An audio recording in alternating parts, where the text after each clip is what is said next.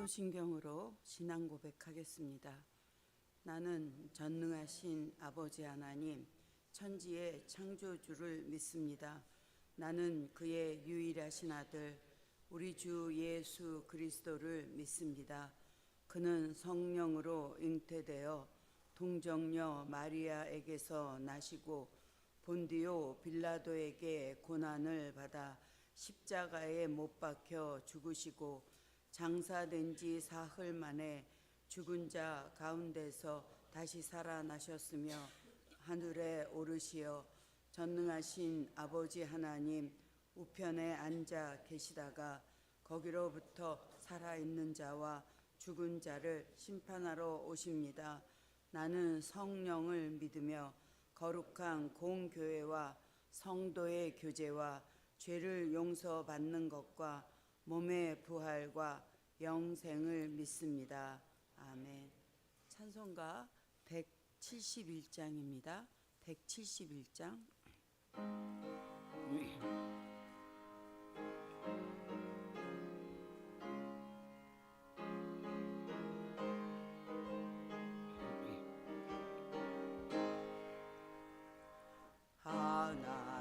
하나님의 독생자 예수 날 위하여 오시었네. 내 모든 죄 사시려고 십자가 지셨으나 다시 사셨네. 살아계신 주 나의 참된 소망 두려움이 사라지네. 사랑해 주네. 갈 길 인도하니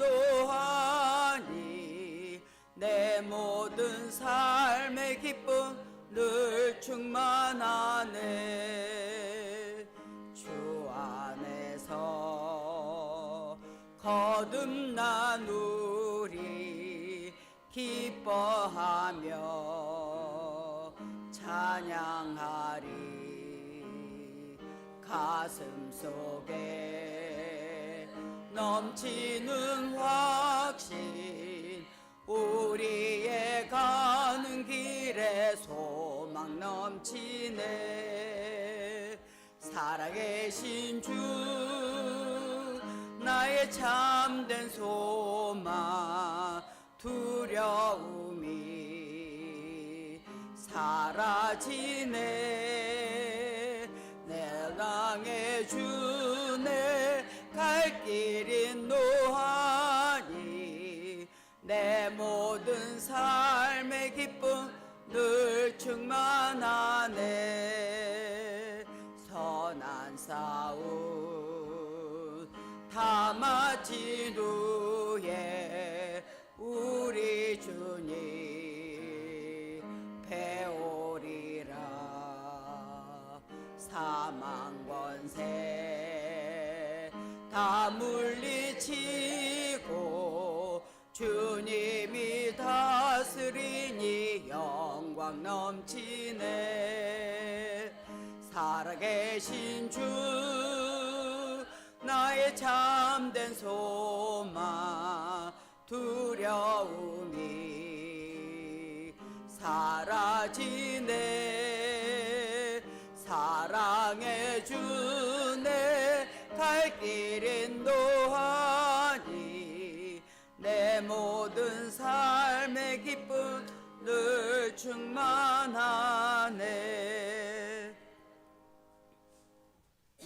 298장입니다. 298장.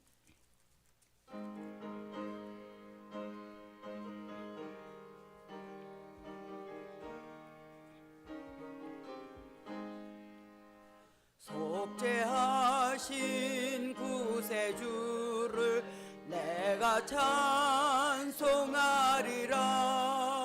내게 자유 주시려고 주가 고난 당했네. 그 신사랑 찬양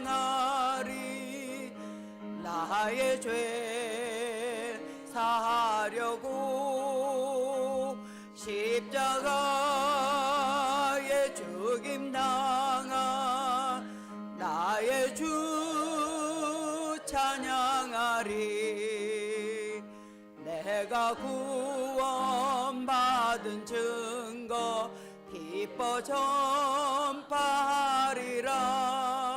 내 죄 모두 담당하신 주의 사랑 크셔라. 크신 사랑 찬양하리. 나의 죄 사하려고 십자가에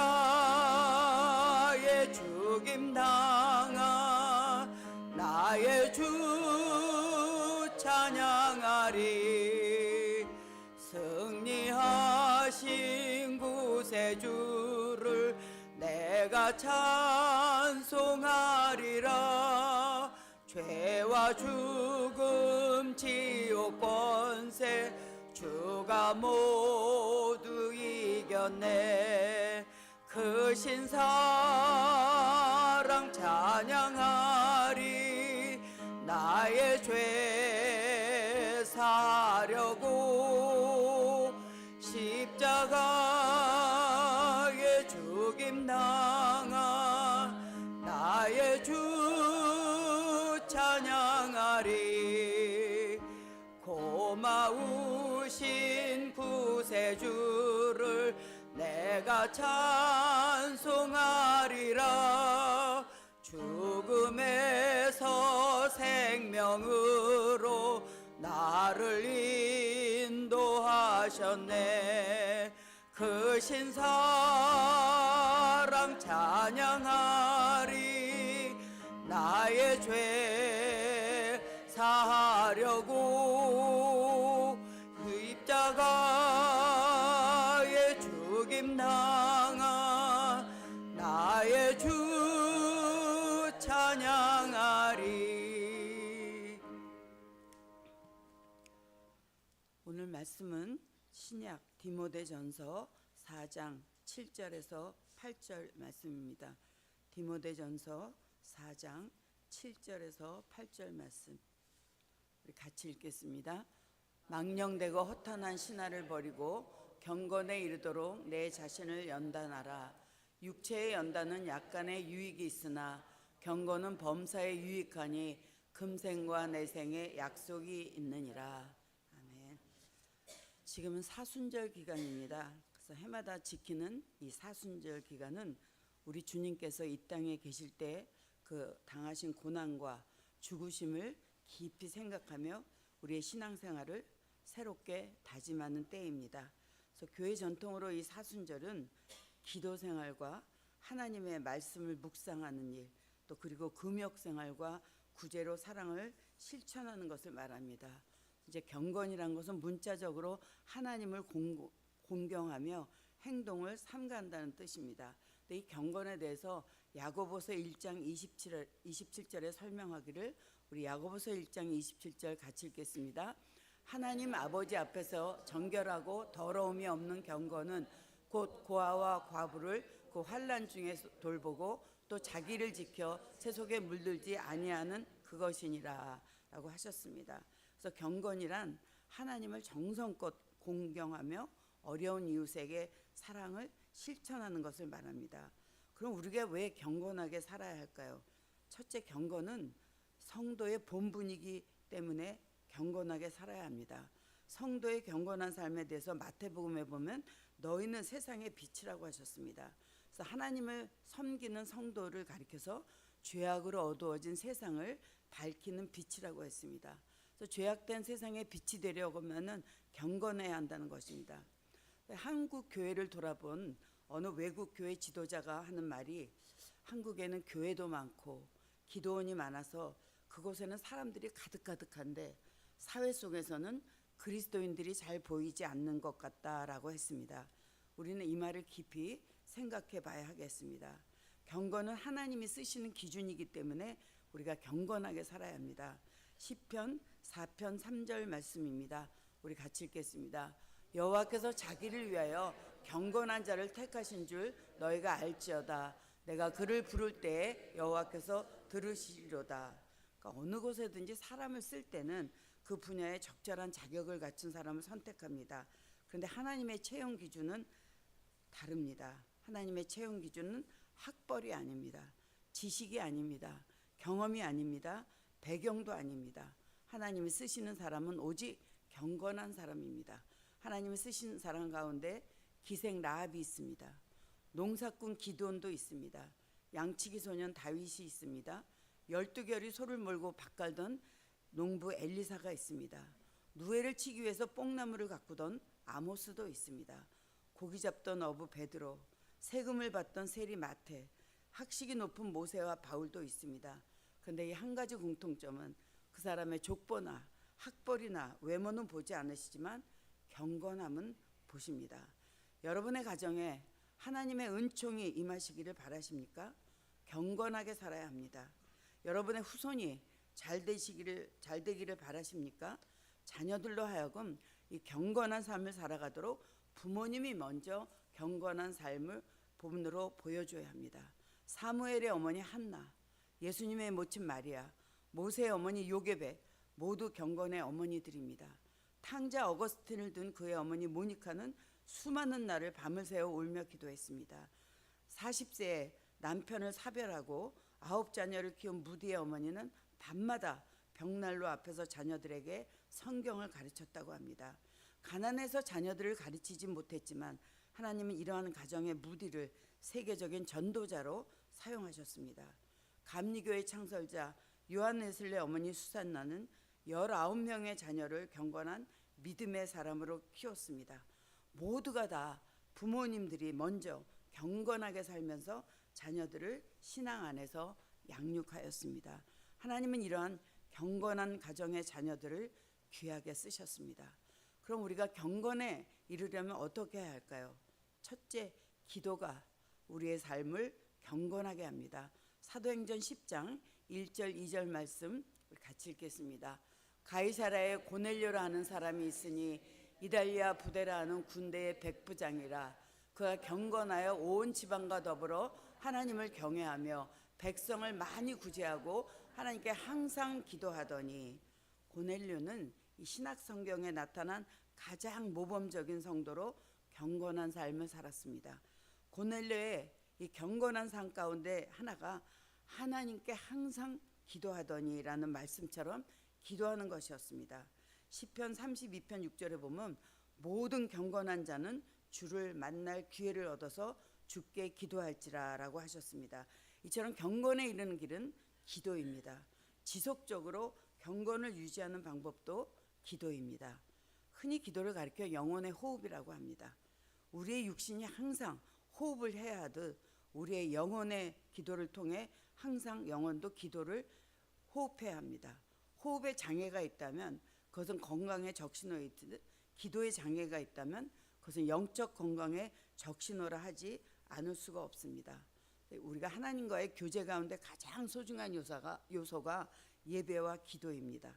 그래서 사탄은 지금도 집요하게 하나님과의 교제인 예배와 기도를 하지 못하도록 방해하고 있음을 잊으면 안 됩니다. 그래서 데살로니가전서 5장 17절 말씀에 쉬지 말고 기도하라고 하신 것입니다.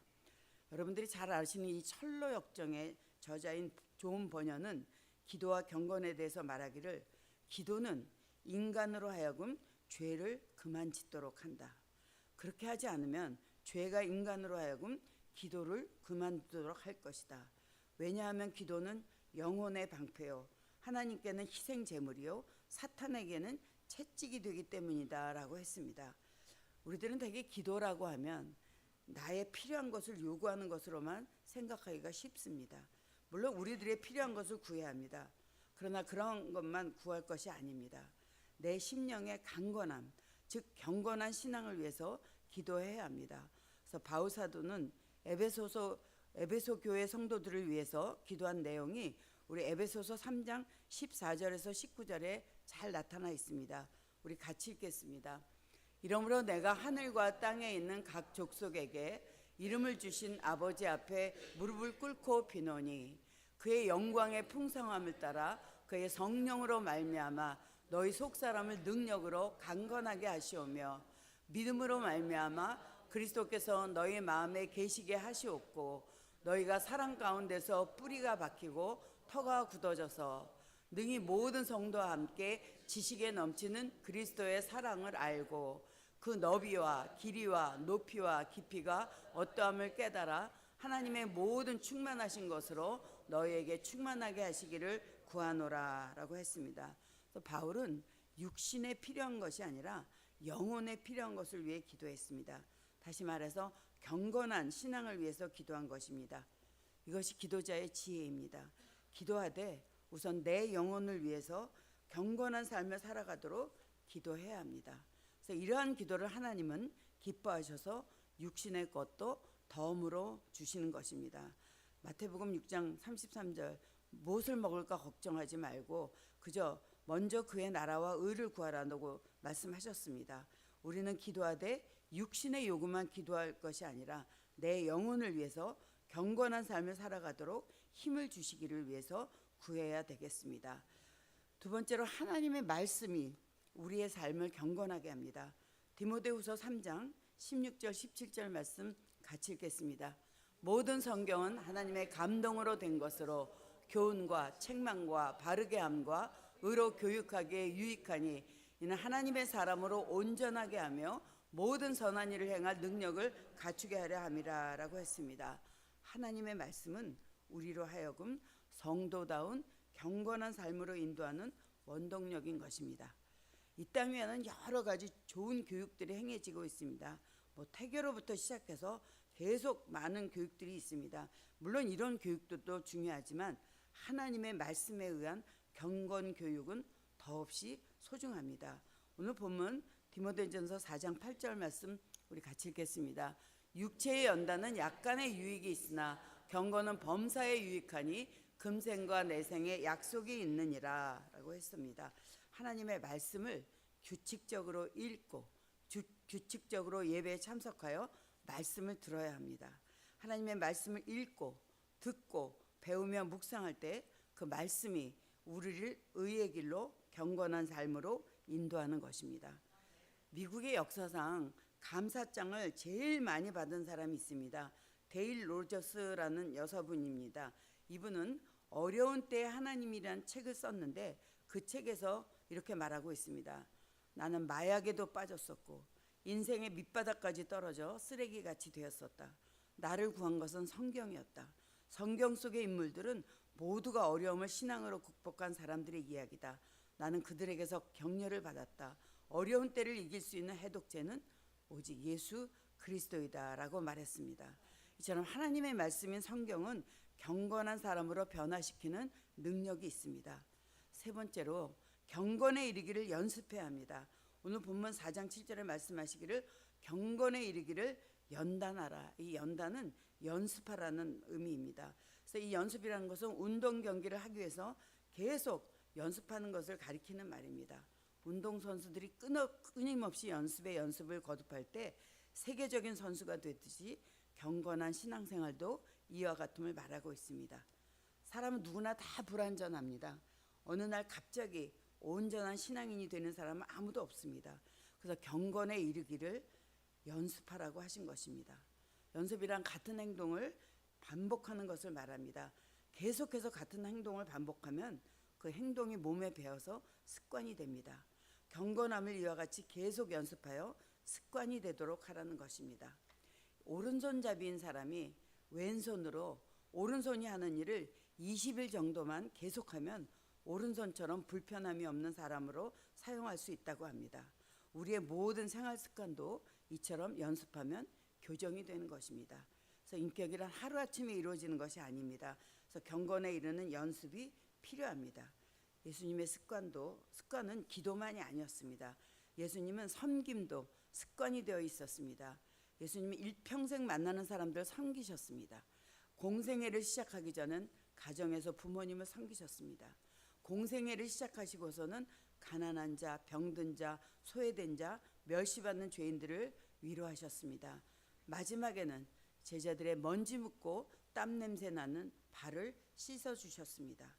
이 톨스토이는 작은 습관 하나가 인생을 바꾼다고 했습니다. 경건에 이르는 연습은 결코 쉬운 것이 아닙니다.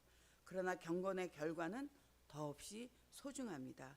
그래서 오늘 본문에 말씀하시기를 육체의 연습은 약간의 유익이 있으나 경고는 범사에 유익하니 금생과 내생에 약속이 있느니라 라고 하셨습니다. 그래서 이 경건한 신앙생활은 하나님의 사랑을 받게 합니다. 또 우리는 사순절 기간만 아니라 일평생 경건한 삶을 위해 노력해야겠습니다. 그래서 경건한 삶은 그리스도의 피로 구원받은 성도의 본분이기 때문입니다. 경건한 생활은 다짐이나 결심만으로 되는 것이 아닙니다. 하나님의 능력의 통로인 기도가 습관화되어야 하고 말씀을 지속적으로 공급받아야 가능합니다. 그 후에 끈질긴 연습의 노력이 있어야 경건에 이를 수 있습니다. 모쪼록 끈질기게 경건을 연습하셔서 하나님의 자녀답게 경건하게 살아가는 복된 성도가 되시기를 주님의 이름으로 축원합니다. 기도하겠습니다. 사랑의 하나님, 주님께서 이 땅에 계실 때 당하신 고난과 죽음을 생각하며 신앙생활을 다짐하는 사순절 보내고 있습니다. 이 기간에 하나님을 공경하며 어려운 이웃에게 사랑을 실천하며 살기를 원합니다. 경건은 성도의 본분입니다. 경건은 하나님이 쓰시는 기준이기 때문에 우리가 경건하게 살아야 합니다. 우리가 경건하게 살면 우리의 가정에 하나님의 은총이 임하실 줄 믿습니다.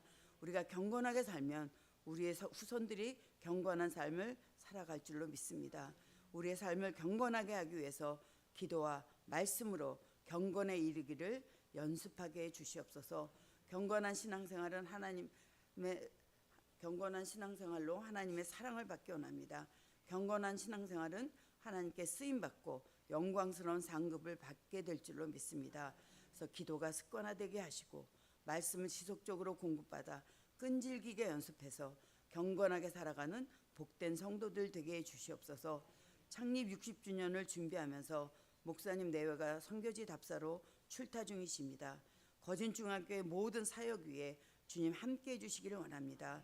거진중앙교회는 떠나고 싶은 교회가 아니라 찾아오고 싶은 교회가 되기를 소원합니다. 교회의 가장 큰 역할과 소명인 예배를 최선을 다하여 드리게 하시고 땅끝까지 이르러 내 증인이 되라는 말씀에 순종하여 세상을 향한 선교에도 힘쓰게 인도해 주시옵소서. 성도의 교제가 좋고 아름다운 교회가 되어서 서로 사랑과 선행을 격려하며 서로를 위해 중보기도에 힘쓸 때 우리 거진중앙교회가 더 성숙한 교회가 될 줄로 믿습니다. 사순절을 보내면서 모든 성도가 경건의 훈련에 힘쓸 때 하나님의 은혜와 축복이 우리 거진중앙교회에 충만하게 임하실 줄 믿고 예수님의 이름으로 기도드립니다. 아멘. 하늘에 계신 우리 아버지, 아버지의 이름을 거룩하게 하시며 아버지의 나라가 오게 하시며 아버지의 뜻이 하늘에서와 같이 땅에서도 이루어지게 하소서. 오늘 우리에게 일용할 양식을 주시고 우리가 우리에게 잘못한 사람을 용서하여 준 것 같이 우리 죄를 용서하여 주시고 우리를 시험에 빠지지 않게 하시고 악에서 구하소서. 나라와 권능과 영광이 영원히 아버지의 것입니다.